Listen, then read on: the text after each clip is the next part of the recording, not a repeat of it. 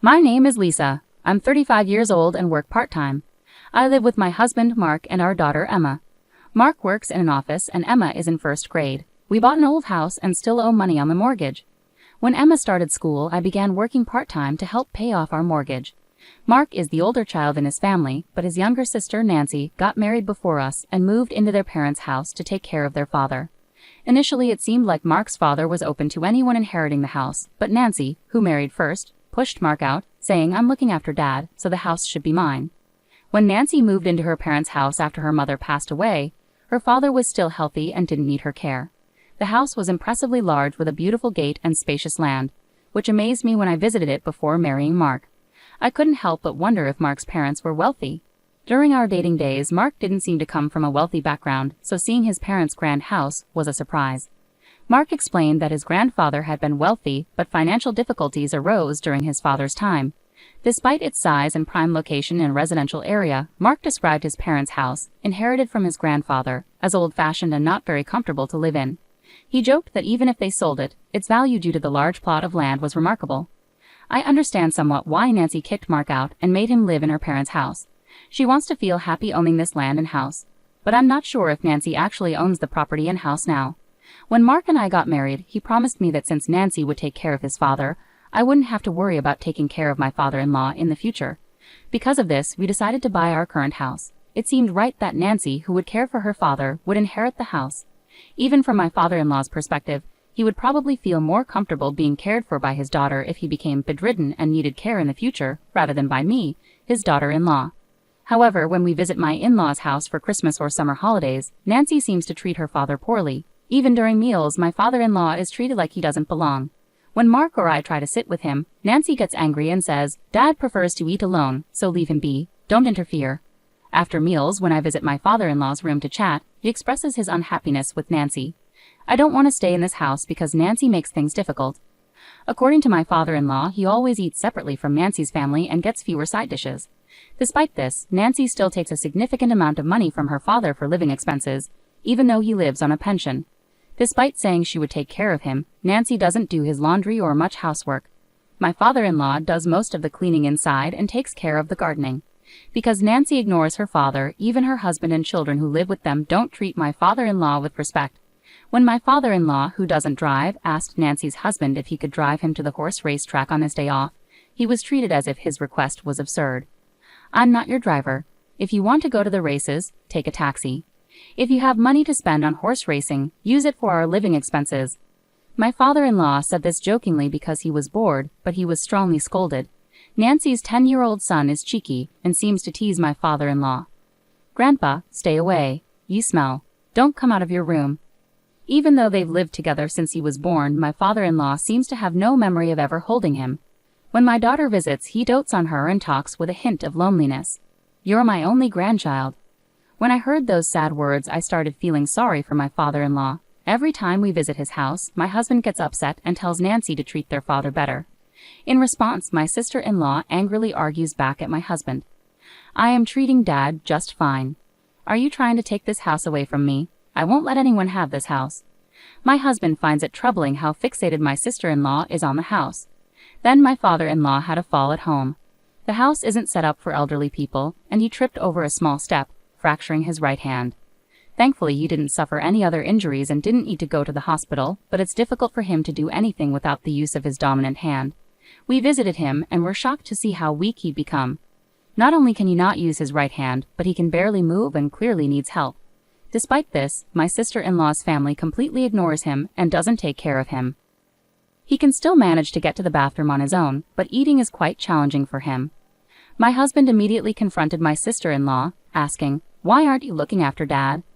My sister-in-law seemed not to understand why my husband was upset and laughed it off. "A broken hand is no big deal. Stop overreacting. He can walk by himself and he's not complaining." It seems my father-in-law, used to being neglected, finds it hard to stand up to my sister-in-law, and she probably knows it. My husband was even more furious. "Isn't it obvious that we should take care of our parents?" he exclaimed. Hearing this, my sister-in-law smirked and replied, "Same goes for you, Mark. You take care of Dad. I don't want an old man with hardly any money." I was enraged at how my sister-in-law could talk about her own father that way, but she continued, Taking care of a father who only has a small pension isn't worth it. Her words were so cruel that I couldn't hold back and spoke up. Fine, we'll take care of him. He won't heal properly if he stays here. My husband agreed, and we decided to move my father-in-law out of his house right away. While we packed his belongings, my sister-in-law started making demands. Just because you're taking care of Dad doesn't mean you get the house, she insisted. It was clear my sister-in-law cared more about the house than her father. My husband brushed off her remark. Don't worry about it. I already bought a house. I don't need this one. Do whatever you want with it, my sister-in-law said, seeming relieved. While we prepared for my father-in-law's move, neither she nor her husband helped. Instead, they seemed focused on checking his belongings for anything valuable. It appeared they were benefiting from his pension, which would end once he left. They hoped to find something valuable to sell, but there were no treasures to be found. When my father-in-law left his old house, my sister-in-law and her family didn't even say goodbye. They were so cold. But when he arrived at our house, he seemed to brighten up as he happily played with my daughter. It was like he was a different person compared to when he was living with them. We gave him a room that wasn't being used, but because the move was sudden, we hadn't made any preparations. I'm sorry we didn't know earlier. We could have renovated, added handrails, and removed any steps. I apologized to him. I wasn't fully prepared. I'll install the handrails and take care of it soon. To my surprise, my father-in-law also apologized. I'm sorry for causing you worry too. I wonder if $200 million will be enough to cover caring for me and to look after my horses, he joked. I couldn't help but laugh. Horses, you say? I chuckled, knowing there was no way I could take something as fanciful as horses and $200 million seriously. Deciding to play along with his joke, I replied, I'm not sure how much it costs to take care of horses, but taking care of you will definitely cost more.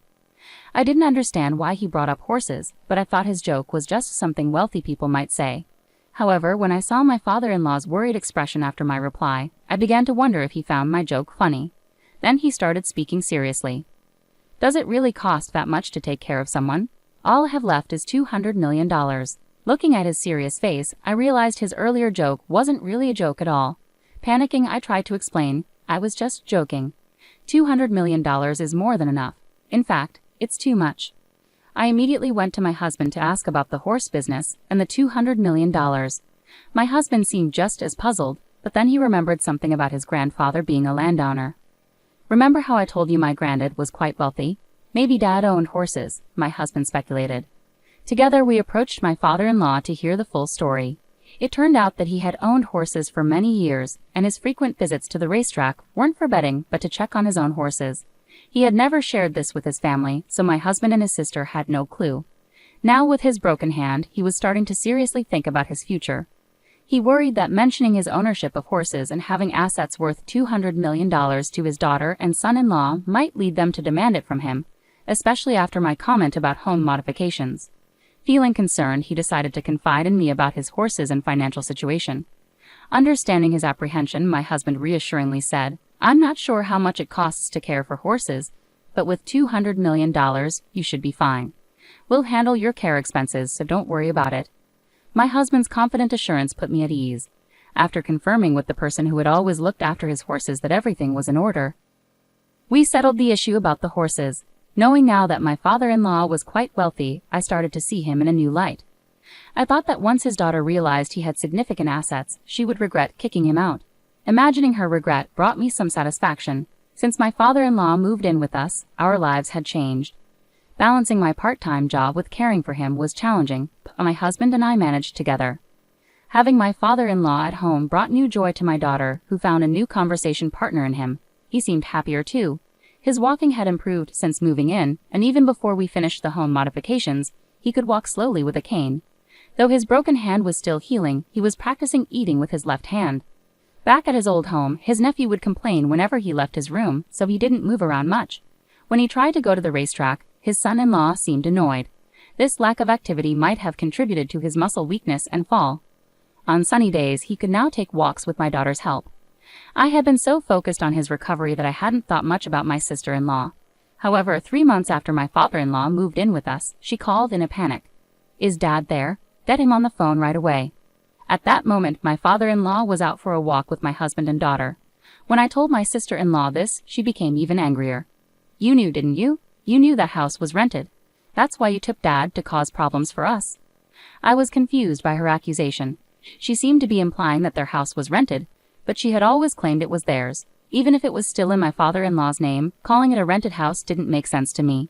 As I struggled to respond, my sister-in-law became more agitated.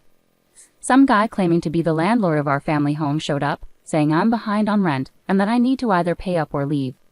My confusion deepened. When she mentioned the landlord of their home, I wondered if he had come to collect rent from my sister-in-law. Right then, my father-in-law returned home, so I quickly explained the situation and handed him the phone to speak with my sister-in-law. With a hint of anger, he addressed the daughter who had driven him out of his own home, saying, "Didn't you know the house was rented? It belongs to the company where my father was the CEO. I've been paying the rent until you kicked me out." My father-in-law sounded distant and angered, and my sister-in-law, sensing his frustration, shouted back over the phone, "I never heard about this. I'm coming over right now, so wait for me." About 30 minutes later, my sister-in-law and her husband arrived, their faces flushed with anger. They seemed surprised to see my father-in-law walking independently, but the focus quickly turned to the pressing issue. As my sister-in-law erupted again, she accused, "You said the family land belonged to us, Dad. Did you deceive me?"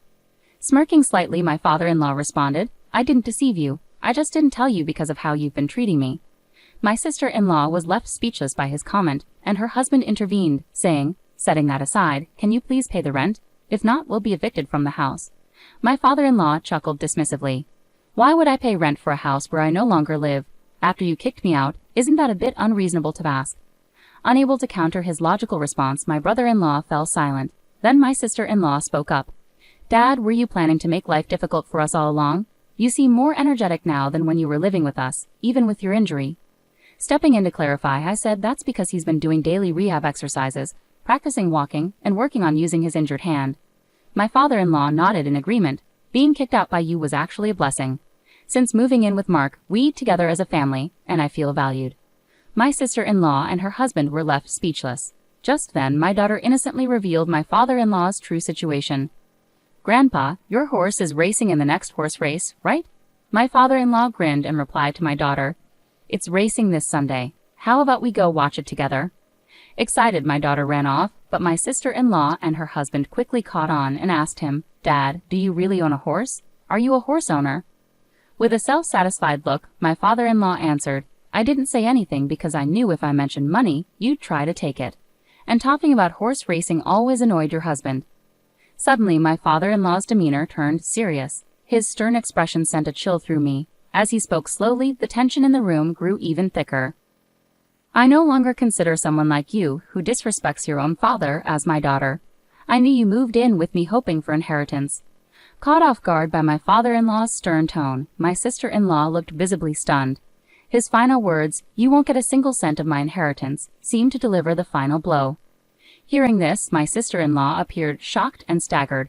Her husband, who had been supporting her, also seemed defeated. They both slumped their shoulders and quietly left.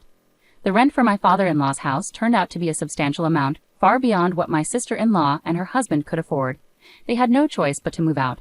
Neither my husband nor I knew that the house was rented until this incident, and my husband later confirmed it with his father. After leaving, my sister-in-law, who had been careless with money when rent wasn't a concern, suddenly faced financial hardship. Their spending habits proved hard to change, and they relied heavily on credit cards, leading to mounting debt. I heard they moved to her husband's parents' house since they could no longer rely on my father-in-law, but I'm unsure what happened next. Since we started living with my father-in-law, things have been incredibly smooth. Despite his initial injury, his hand healed well, and he regained strength in his legs and hips to the point where he can now manage everything independently. He's become so energetic that he even goes jogging with my daughter. He's truly transformed since we first moved in. Following that incident, my father-in-law has been having serious discussions with my husband about various matters, including planning for the future and even drafting a will. I'm not sure what's in the will, but I suspect he's made arrangements so that his daughter won't inherit anything. What made me especially happy was when my father-in-law paid off the remaining balance of our home loan. We had almost 20 years left on the payments, so I'm incredibly grateful he took care of it ahead of schedule. With the loan cleared, my father-in-law is now considering renovations to make our home more accessible. He talks about his plans with a smile, but when he jokes about being able to stay in bed anytime, I gently remind him that I want him to stay healthy and active for as long as possible.